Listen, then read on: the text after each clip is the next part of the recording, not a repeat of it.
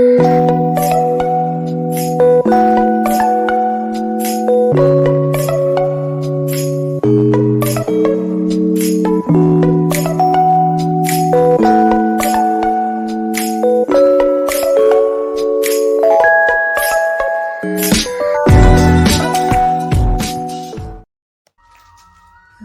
दोस्तों, आज हम रामायण के एक बहुत ही महत्वपूर्ण और रोचक तथ्य के बारे में आपसे बात करने वाले हैं। ज़्यादातर लोग रामायण के बारे में जानते हैं और रामायण के शक्तिशाली चरित्र रावण और माता सीता जो श्री रामचंद्र जी की पत्नी थी उनके बारे में भी सभी जानते हैं। यह एक बहुत ही सामान्य तथ्य है, लेकिन क्या आप जानते हैं कि सीता रावण की बेटी थी? अगर आप नहीं जानते तो हम आपको रावण और सीता के बीच के रिश्ते की हकीकत बताएंगे कि रावण ने जानबूझकर सीता का अपहरण क्यों किया। हम आपको इसके पीछे की सच्चाई बताएंगे, इसलिए वीडियो खत्म होने तक कहीं भी न जाएं, अन्यथा आप रामायण के अद्भुत हिस्से को जानने से चूक जाएंगे। रामायण के प्रतिनायक रावण में बहुत से श्रेष्ठ गुण होते हुए भी उसके कर्मों ने उसकी सारी अच्छाइयों पर पानी फेर दिया। अगर रावण पर पराई नारी मतलब सीता के हरण का दोष ना होता तो रावण का चरित्र आज हमारी नजरों में कुछ और ही होता। कहा जाता है कि रावण ने खुद की मृत्यु की कामना की थी। अब आप सोच रहे होंगे कि ऐसा तो आपने कभी सुना ही नहीं है, तो हम आपको बता दें कि अद्भुत रामायण के अध्याय 8 से 12 में रावण ने कहा है कि जब मैं अज्ञान से अपनी कन्या के ही स्वीकार की इच्छा करूं तब मेरी मृत्यु हो जाए। और ऐसी भूल अज्ञान के चलते रावण ने की सीता का हरण किया जो उसकी बेटी थी। तो आइए जानते हैं इसके पीछे की कहानी। तो कहानी कुछ इस प्रकार है। दंडकारण्य में घृतस्मद नामक ब्राह्मण थे जो मां लक्ष्मी को अपनी बेटी के रूप में पाना चाहते थे।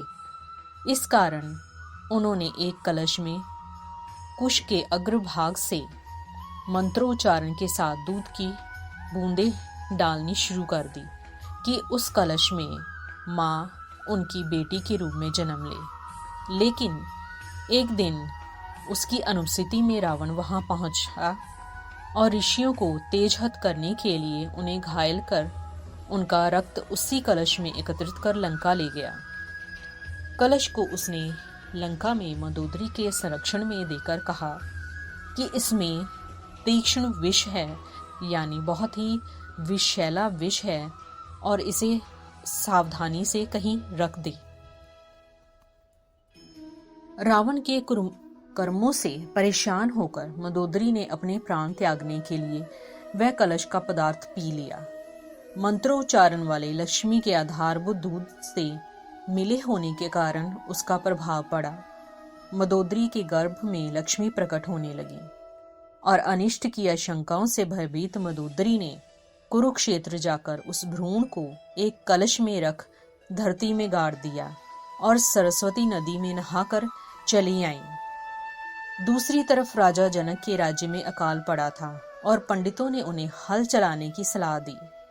राजा जनक ने जब कुरुक्षेत्र में धरती पर हल चलाया तो हल लगने से एक कलश के फूटने की आवाज आई, और जब उन्होंने रुककर देखा तो उस कलश में से एक नन्ही बच्ची निकली। जैसे कि राजा की कोई संतान नहीं थी, उस कारण राजा ने उस बच्ची को अपनी पुत्री के रूप में स्वीकार किया और सीता, जो कि हल का एक निचला भाग होता है, उसी पर उस कन्या का नाम सीता रखा। इस प्रकार माँ सीता थी रावण की बेटी, और भले ही अज्ञानता के कारण ही सही, पर रावण ने अपनी ही बेटी का हरण किया था। जैसे कि रावण ने अद्भुत रामायण के अध्याय 8 से 12 में कहा था, वैसा ही उसके साथ घटित हुआ। रावण की मृत्यु हुई उसके ही दोष के कारण, क्योंकि रावण ने अपनी ही बेटी सीता का हरण किया था। कहा जाता है कि रावण जैसे ज्ञानी को अपनी मृत्यु का कारण पहले से ही पता था। विष्णु के अवतार राम के हाथों उद्धार पाने के लिए रावण ने यह पाप किया था। कहानियों की माने तो रावण और कुंभकर्ण वास्तव में वैकुंठ लोक के द्वारपाल थे, जिन्हें अपनी किसी गलती के कारण यह श्राप मिला था कि वह 3 जन्म धरती पर विष्णु के शत्रु के रूप में जन्म लेंगे और तीनों समय भगवान उनका संहार कर उन्हें मुक्ति प्रदान करेंगे। तो इस तरह से रावण ने विष्णु अवतार श्री राम के हाथों सीता का अपहरण करके अपने लिए मोक्ष के द्वार खोल दिए। तो दोस्तों, यह थी सीता अपहरण के पीछे की असली सच्चाई। मुझे आशा है कि आपको यह ज़रूर पसंद आई होगी और यह आपके लिए बिल्कुल नई भी होगी। तो यदि आप इसे वास्तव में पसंद करते हैं तो अपनी लाइक, शेयर और अपने मूल्यवान सब्सक्रिप्शन के द्वारा हमें समर्थन दें। यह हमें आपके लिए और भी अनोखे विचार लाने की प्रेरणा देगा, जो आपको स्वस्थ और दिव्य जीवन प्रदान करते हैं। तो दिव्य जीवन के लिए हमारे चैनल डिवाइन आइडियाज़ को देखते रहें। हम फिर से मिलेंगे, तब तक के लिए नमस्कार।